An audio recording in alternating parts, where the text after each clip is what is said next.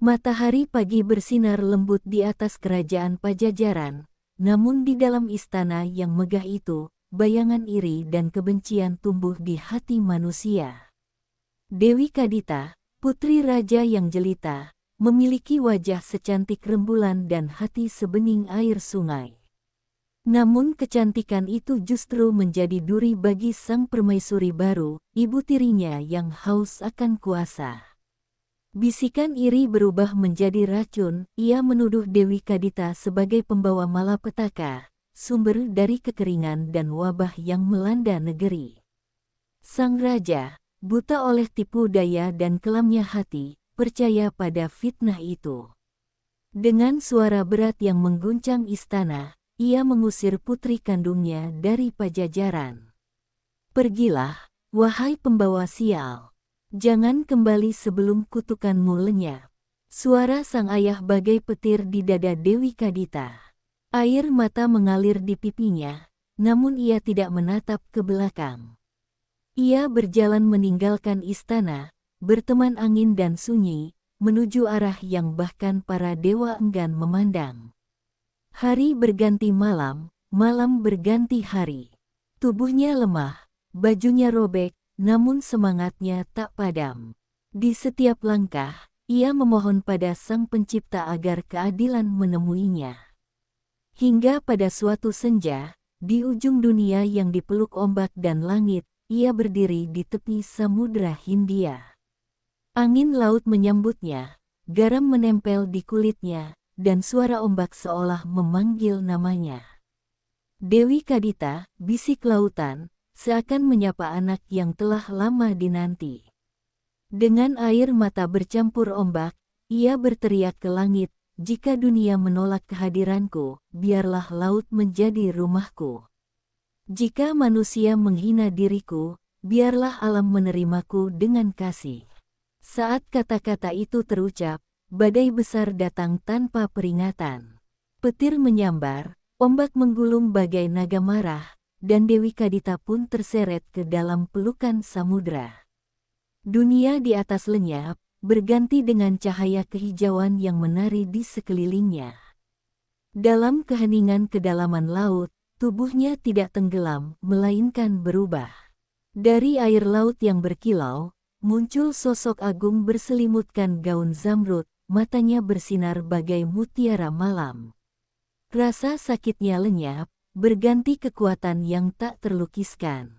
Dewi Kadita telah mati sebagai manusia, dan lahir kembali sebagai Nyi Roro Kidul, Ratu Laut Selatan yang abadi. Laut kini tunduk di bawah pandangannya, badai menunggu perintahnya, dan ombak menjadi nyanyian penobatannya. Sejak hari itu, dunia kehilangan satu putri manusia, namun laut mendapatkan ratunya. Ombak yang menggulung pantai selatan hingga kini dipercaya sebagai napasnya, tenang ketika ia tersenyum, bergemuruh ketika ia murka. Legenda pun dimulai, dari air mata yang berubah menjadi samudra, dan dari kutukan yang menjelma menjadi kekuasaan tanpa batas. Gelombang demi gelombang beradu di dasar samudra, membawa cahaya kehijauan yang memancar dari tubuh Nyi Roro Kidul. Laut menyambut rajanya yang baru. Di sekelilingnya, ikan-ikan menunduk, karang-karang bergetar seperti tengah bersujud. Ia melangkah di dasar air tanpa tenggelam, setiap langkahnya menumbuhkan taman-taman karang yang bercahaya. Dari kesunyian laut purba itu, perlahan terbentuk sebuah kerajaan, Istana Segara Kidul, tempat kemuliaan dan misteri bersatu di bawah samudra biru. Istana itu tak terbandingkan dengan bangunan di darat. Pilar-pilarnya terbuat dari mutiara raksasa, dindingnya dari batu koral merah jambu, dan atapnya berkilau bagai sinar bulan yang menyentuh permukaan air. Ribuan lentera ubur-ubur menyala lembut, menerangi aula megah tempat sang ratu bertahta. Para makhluk laut, manusia ikan, siluman ombak, dan roh samudra, datang berlutut, bersumpah setia kepada penguasa baru mereka. Saat itu, lautan seolah berhenti bernafas, menyaksikan lahirnya kerajaan yang tak terlihat mata manusia. Dari singgasananya yang berkilau, Nyi Roro Kidul menatap jauh ke permukaan laut.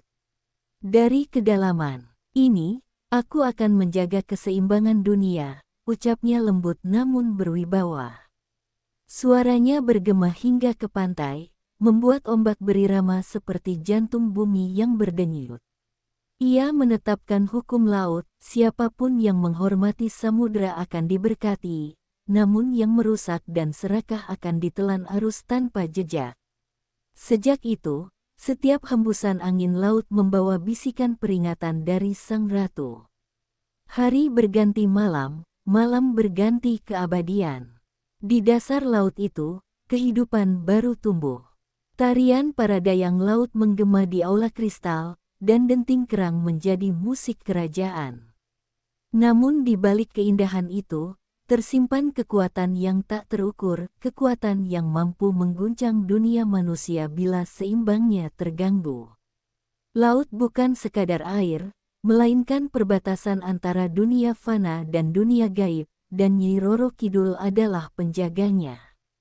Terkadang, ia muncul di permukaan laut dalam bentuk wanita bergaun hijau, berjalan di atas ombak saat bulan purnama memantul di matanya.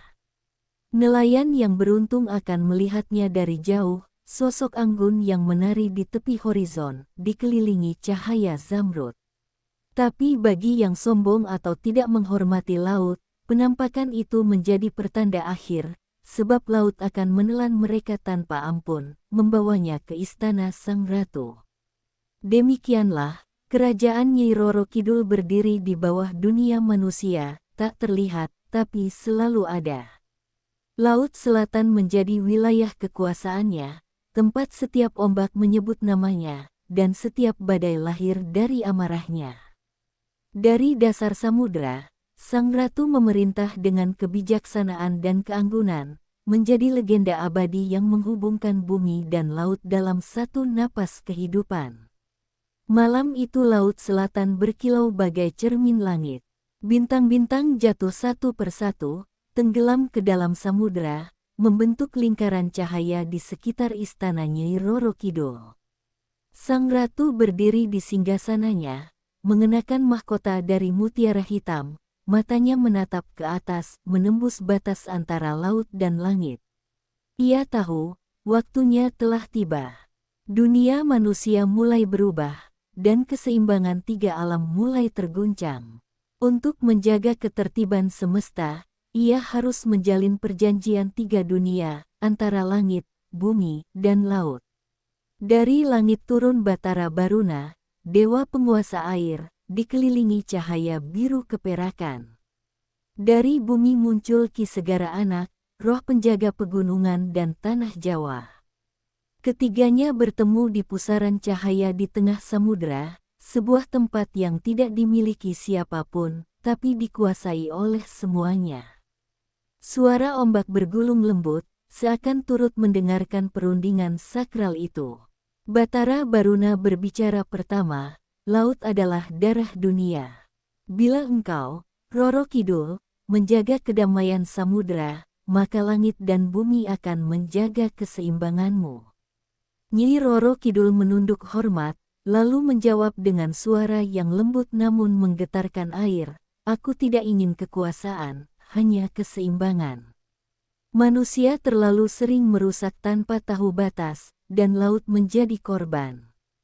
Biarkan aku menjadi penimbang antara keserakahan dan keadilan. Ucapan itu menggema, menembus arus laut hingga ke pantai, membuat nelayan terbangun tanpa tahu mengapa angin malam terasa begitu berat. Namun, di sela keheningan itu, muncul bayangan hitam, Ratu Kidang Ireng, penguasa Samudra Timur yang tak senang dengan perjanjian tersebut. Ia menuduh Nyi Roro Kidul haus kuasa, ingin menguasai semua perairan Nusantara. Kau pikir laut hanya milikmu, Roro Kidul? Tak ada yang abadi, bahkan keindahanmu akan pudar bila kekuasaanmu meluas terlalu jauh. Katanya, suaranya tajam seperti ombak yang menghantam batu karang. Ombak pun bergemuruh, menandakan awal dari pertentangan yang akan mengguncang samudra. Batara Baruna mencoba menenangkan keduanya, tapi kebencian telah tumbuh di hati Ratu Kidang Ireng. Ia meninggalkan pertemuan itu dengan janji dendam di matanya. Nyi Roro Kidul hanya diam, namun di balik ketenangannya tersimpan badai. Ia tahu perjanjian ini belum sempurna, dunia masih rapuh, dan ada kekuatan lain yang mengintai dari dalam kegelapan laut. Namun ia tetap teguh, laut harus dilindungi, meski itu berarti mengorbankan kedamaian dirinya sendiri. Sejak malam itu, Laut Selatan menjadi tempat suci. Setiap kali badai datang, para nelayan berbisik bahwa itu adalah gema dari perjanjian tiga dunia, peringatan agar manusia tak melupakan batasnya.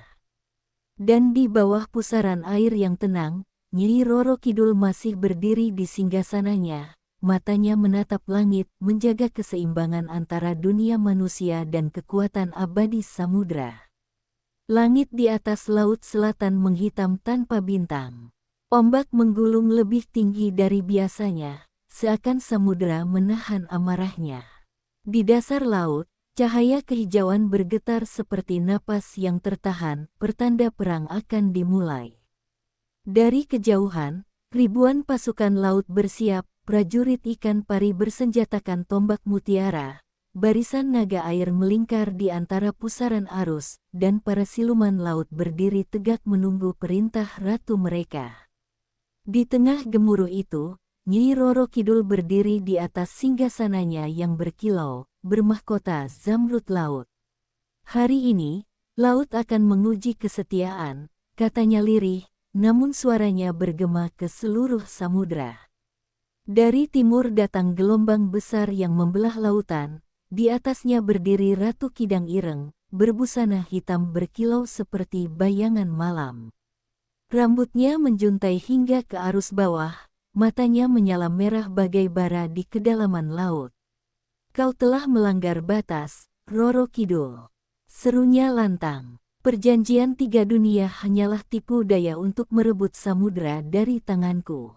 Ombak pun bergemuruh, menandai dimulainya peperangan antar dua penguasa laut paling kuat yang pernah ada. Pertempuran pun pecah. Langit bergemuruh, dasar laut berguncang. Dari tangan Nyi Roro Kidul keluar pusaran air berwarna zamrud yang menyapu pasukan Kidang Ireng, menciptakan badai bawah laut yang tak pernah terlihat sebelumnya. Namun Ratu Kidang Ireng membalas dengan mengerahkan ribuan belut listrik raksasa, menghantam istana laut dengan kilatan petir yang menyilaukan. Karang-karang pecah, ubur-ubur meledak jadi cahaya, dan laut berubah menjadi medan perang antara cahaya dan kegelapan. Nyi Roro Kidul menutup matanya, lalu memanggil kekuatan tertingginya, Aji Samodra Niskala, kekuatan yang hanya dimiliki penguasa laut sejati. Tubuhnya memancarkan cahaya biru kehijauan yang melingkupi seluruh samudra. Ombak naik ke permukaan, membentuk lingkaran besar yang tampak dari pantai sebagai badai yang menelan cakrawala. Laut bukan tempat bagi keserakahan, ucapnya. Suaranya bergema hingga ke daratan, membuat pepohonan di pesisir bergoyang tanpa angin. Ratu Kidang Ireng terseret pusaran arus yang diciptakan Nyi Roro Kidul, tubuhnya terperangkap dalam kilauan air suci. Dengan sorot mata penuh luka dan kebencian, ia bersumpah akan kembali suatu hari nanti, sebelum akhirnya tenggelam ke jurang terdalam Laut Timur. Kemenangan Nyi Roro Kidul membawa ketenangan kembali ke samudra, tapi laut tetap berduka, sebab setiap perang meninggalkan jejak kesepian, bahkan bagi penguasa abadi. Ketika badai reda, laut menjadi tenang kembali. Bulan memantul di permukaan ombak, dan suara nyanyian halus terdengar dari kedalaman, lagu kemenangan sekaligus duka. Dari singgasananya yang hancur sebagian, Nyi Roro Kidul menatap ke atas, sadar bahwa kemenangan ini bukan akhir. Ia tahu, selama masih ada keserakahan di hati manusia, perang di laut tidak akan pernah benar-benar berakhir. Laut pun berbisik lembut, kisah Ratu Abadi baru saja dimulai. Waktu berlalu, berabad-abad setelah badai besar yang mengguncang laut dan langit. Dunia manusia tumbuh, kerajaan-kerajaan berdiri di atas tanah Jawa yang subur. Namun di balik kejayaan darat, laut masih menyimpan kekuatan purba yang tak tersentuh. Suatu malam di tepi Samudra Selatan, seorang raja muda bernama Panembahan Senopati melakukan semedi. Angin laut berhembus lirih, membawa bisikan halus dari kedalaman. Ia memohon petunjuk dan kekuatan untuk menegakkan kerajaan Mataram. Dalam keheningan itu, laut bergelora, tanda bahwa sang ratu penguasa samudra telah mendengar panggilannya. Dari pusaran air hijau zamrud muncul sosok jelita bergaun panjang berkilau, rambutnya menjuntai hingga ombak. Matanya bersinar lembut namun menyimpan wibawa tak terukur. Nyi Roro Kidul menatap sang raja muda, lalu berkata, "Engkau datang bukan hanya untuk kekuasaan, tetapi untuk menyeimbangkan dunia." Suaranya menggema seperti nyanyian ombak di malam sunyi. Panembahan Senopati menunduk hormat, menyadari bahwa ia tengah berdiri di hadapan penguasa yang lebih tua dari waktu itu sendiri. Dalam percakapan yang hanya didengar oleh laut dan angin, mereka berdua membuat perjanjian suci.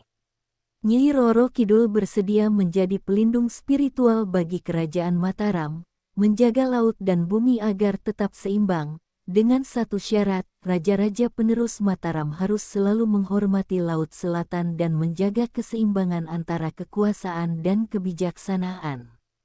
Panembahan Senopati menerima perjanjian itu, dan sejak malam itu, kekuatan Mataram seolah dilindungi oleh ombak dan angin yang tak terlihat. Namun perjanjian itu bukan hanya perjanjian kekuasaan, di antara keduanya tumbuh ikatan yang lebih dalam. Panembahan Senopati melihat di balik mata sang Ratu Laut, kesepian yang tak terucap. Ia memahami bahwa di balik keabadian, Nyi Roro Kidul menyimpan kerinduan akan cinta dan pengertian. Tapi cinta itu terlarang, karena siapapun yang menyentuh hati sang Ratu Laut, akan menjadi bagian dari istananya selamanya, tak lagi kembali ke dunia manusia. Maka Panembahan Senopati hanya bisa menatapnya dalam diam, di antara gelombang dan cahaya bulan. Setelah malam itu, hubungan antara kerajaan darat dan kerajaan laut terjalin erat. Raja-raja Jawa yang datang setelahnya, termasuk Sultan Agung dan keturunannya, diyakini masih menjalin hubungan spiritual dengan Nyi Roro Kidul. Mereka datang ke pantai selatan pada malam tertentu, mempersembahkan bunga dan dupa, bukan untuk menyembah, melainkan untuk menghormati perjanjian yang diwariskan sejak masa Panembahan Senopati. Laut menjadi saksi abadi dari ikatan itu. Sejak saat itu, setiap kali Raja Jawa bersemayam di istana, angin laut kadang berhembus ke utara, membawa aroma garam dan bunga melati, tanda bahwa sang Ratu Laut masih menjaga. Dan ketika badai mengguncang pantai selatan, orang-orang percaya bahwa Nyi Roro Kidul sedang menguji kesetiaan manusia terhadap janjinya. Di antara laut dan darat, dua dunia berjalan berdampingan, disatukan oleh sumpah suci antara raja dan sang ratu abadi. Malam di Laut Selatan begitu tenang, terlalu tenang untuk samudra yang biasanya bergemuruh. Di istana berlapis zamrud, Nyi Roro Kidul duduk termenung di singgasananya. Cahaya rembulan menembus air, membelai wajahnya yang abadi. Namun di balik keindahan itu, matanya menyimpan sesuatu yang tak dimiliki siapapun, kesepian.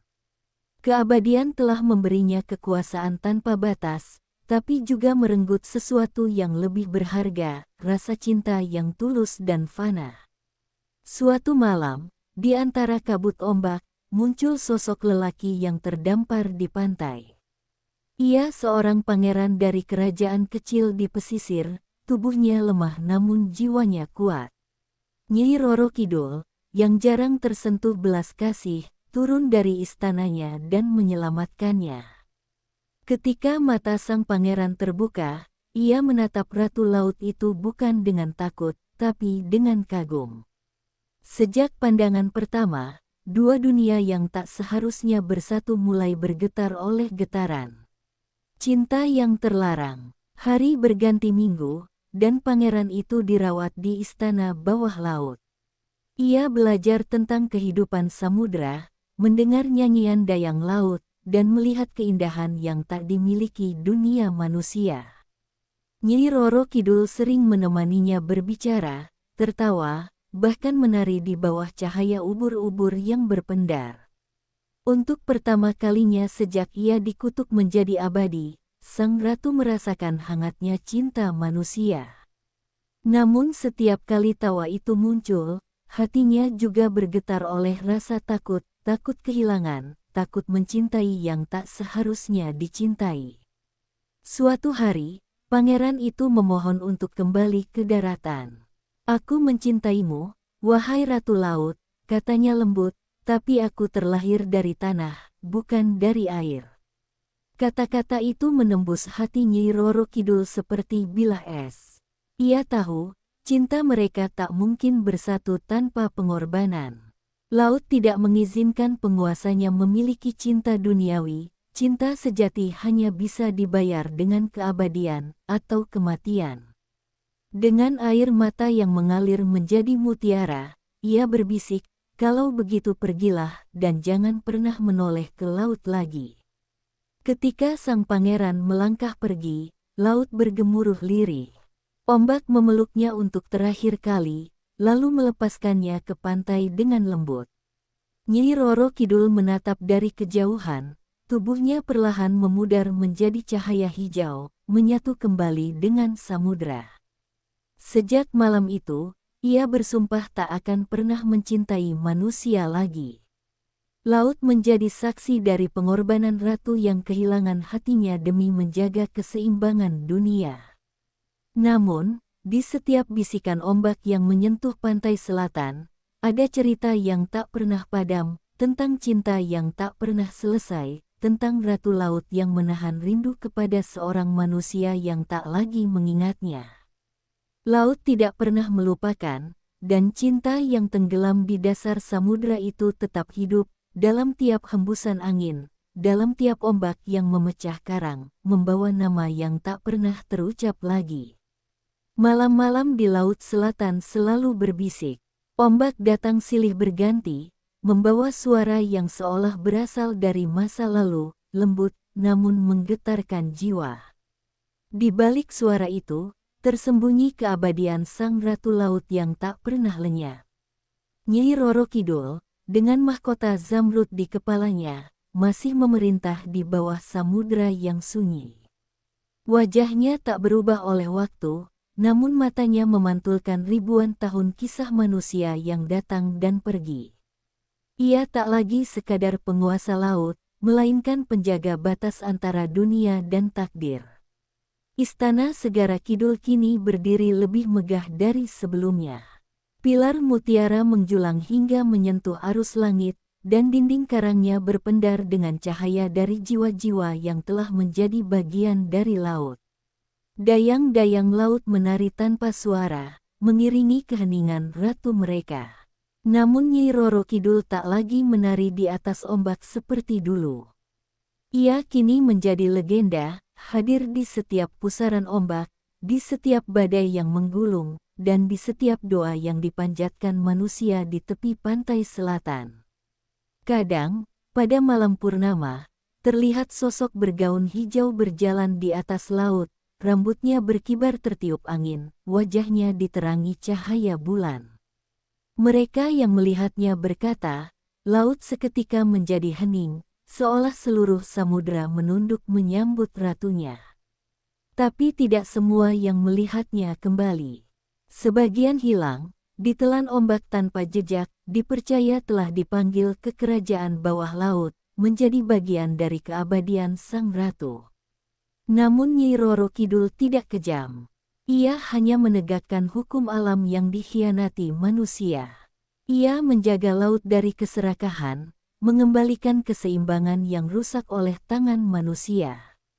Dalam diamnya, Ia menangis untuk laut yang tercemar, untuk pantai yang dirusak, untuk makhluk laut yang mati oleh keserakahan. Air matanya menjadi hujan di malam hari, jatuh di atas pasir, seolah bumi dan laut kembali berdamai dalam tangis ratu yang abadi. Ratusan tahun berlalu, kerajaan-kerajaan manusia tumbang, gunung meletus, peradaban berganti, namun legenda Nyi Roro Kidul tak pernah pudar. Ia disebut dengan hormat dalam doa-doa, dipuja dalam upacara, dan ditakuti oleh mereka yang menantang laut. Laut Selatan menjadi tempat sakral, di mana batas antara dunia manusia dan dunia gaib masih tipis, tempat sang ratu menunggu, dalam kesunyian dan keabadian. Dan hingga kini, ketika ombak menggulung tinggi di pantai selatan, banyak yang percaya itu adalah napasnya, tanda bahwa ia masih menjaga dunia ini. Karena Nyi Roro Kidul bukan sekadar legenda, ia adalah jiwa dari laut itu sendiri, abadi dalam setiap gelombang, hidup dalam setiap bisikan angin.